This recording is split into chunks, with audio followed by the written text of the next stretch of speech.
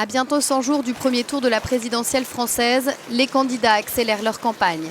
Emmanuel Macron, ancien ministre de François Hollande et fondateur du mouvement En Marche, est en visite de 2 jours à Berlin.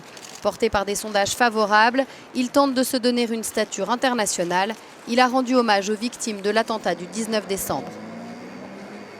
Je suis convaincu que c'est le destin historique de la France et de l'Allemagne de mener ce combat ensemble. Parce qu'elles ont été frappées de la même façon et l'Allemagne a été beaucoup plus frappée que la France par évidemment le sujet migratoire. Et il y a une solidarité franco-allemande à conduire dans un esprit de responsabilité. Soigner les relations du couple franco-allemand est aussi l'objectif de François Fillon, le candidat de la droite.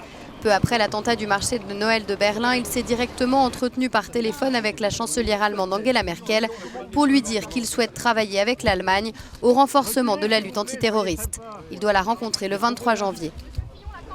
Après une année 2016 en toute discrétion, Marine Le Pen, la présidente du Front National, a lancé pour de bon sa campagne début janvier, avec l'objectif d'accéder au second tour de la présidentielle, comme le lui promettent certains sondages. La semaine est aussi décisive pour les socialistes, avec la tenue jeudi du premier des 3 débats télévisés avant la primaire organisée par le PS, dont le premier tour se tiendra le 22 janvier.